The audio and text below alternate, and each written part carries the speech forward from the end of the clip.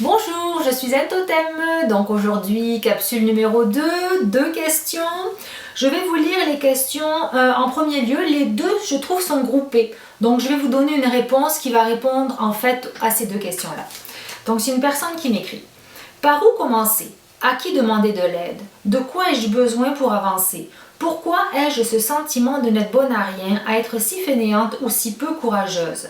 Quelles sont mes peurs et blocages? D'où viennent-ils? Mes addictions, mes doutes, mes craintes, mon ego, les mauvais choix de vie passée, le poids de la culpabilité.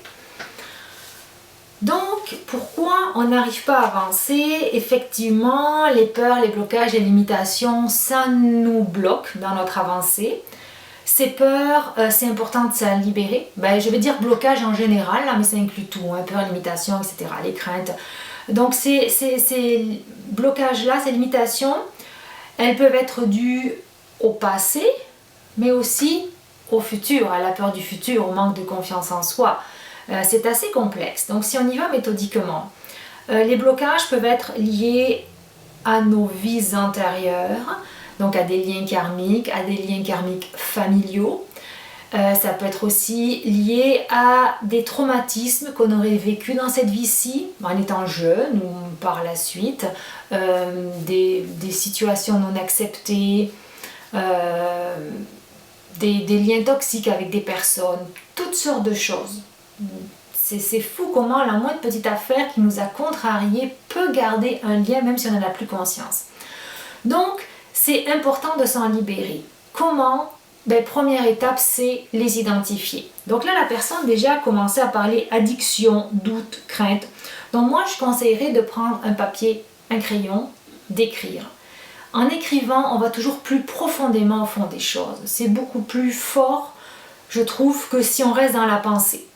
Donc, prendre un papier, un crayon, on commence à écrire. Donc, par exemple, elle parle d'addiction, ok? Quoi comme addiction? Là, on commence à mettre les mots-clés, addiction de ci, de ça, crainte de ci, de ça, de peur de ci, de ça. Bon. Ensuite, on reprend chacun des éléments, puis là, on se concentre là-dessus, puis on s'en va au fond des choses. Admettons, une phobie, un vertige. Ok, d'où vient le vertige? Quand est-ce que ça a commencé? Là, on commence par là, des petites questions toutes simples, puis en écrivant, vous allez voir, ça va débouler. Là, moi, j'écris à chaque fois 2-3 pages, et on arrive à réaliser des choses, puis en écrivant, on se libère aussi. Une fois qu'on a compris. Si, bien sûr, c'est dans cette vie-ci qu'on a vécu. Donc, si maintenant on identifie le problème et qu'on n'arrive pas du tout à en trouver l'origine, en général, c'est que ça vient d'une vie passée. Donc là, pour s'en libérer, deux moyens, je vous dirais, si vous êtes familier à aller dans les vies antérieures par vous-même, là c'est facile, vous y allez dans cette vie-là. Généralement, on assiste à la scène, tout ce qui s'est passé, on comprend, etc. On libère. Si vous n'êtes pas familier avec ça, ce que je vous dis, je ne l'ai pas testé, mais je pense sincèrement que ça peut fonctionner. C'est si vous identifiez un lien karmique, mais que vous n'arrivez... si vous identifiez un lien karmique, c'est s'en libérer par l'intention. Donc, moi, je prendrai un papier, un crayon à nouveau. Il n'y a pas de formule magique ou il n'y a pas d'incantation ou quoi que ce soit. C'est juste avec vos mots à vous. Vous réalisez que vous avez tel ou tel problème, que ça vient d'une vie passée, vous ne la connaissez pas, ça vous nuit aujourd'hui, vous voulez vous en libérer.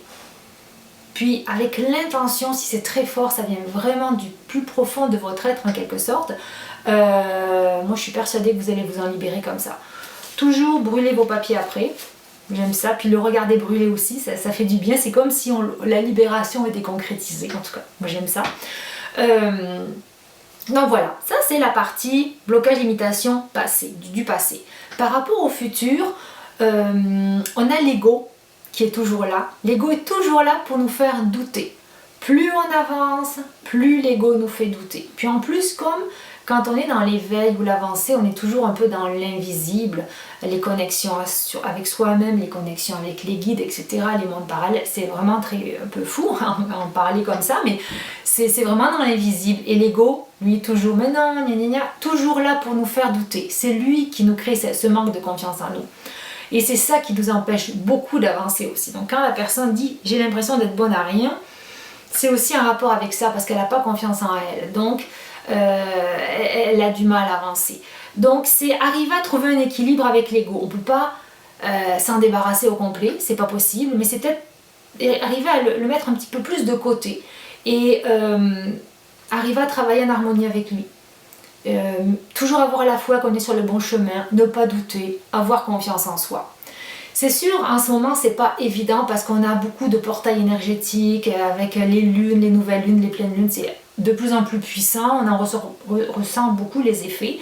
C'est pas évident du tout, mais il faut qu'on trouve un équilibre là-dedans. Et surtout, toujours même dans les moments, les journées où ça va moins bien, ne pas douter de soi.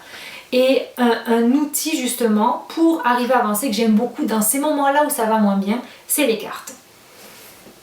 Les tarots, bon, j'en montre un comme ça, là j'en ai plein, moi généralement ça va pas, je regarde toute ma collection qui est juste derrière la caméra et j'en choisis un, celui qui me convient pour la journée. Alors ça c'est le tarot ou l'oracle divinatoire pour me permettre de voir le futur, parce que moi j'aime ça, savoir un peu d'avance quand même, certains éléments, quand je vais pas bien ça me permet de me remonter le moral. Ou alors on y va avec les cartes oracles. Donc là pas besoin d'être cartomancien, vous choisissez juste une carte. Même pas besoin de poser de questions, c'est la carte, elle va répondre à votre situation. C'est vous en prenez une, celle qui vous appelle, vous lisez la signification, il y a toujours un livret qui va avec. Puis c'est pas tout qui va vous correspondre dans le livret, mais vous allez savoir là où les phrases qui vont être pour vous, qui vont correspondre à votre situation.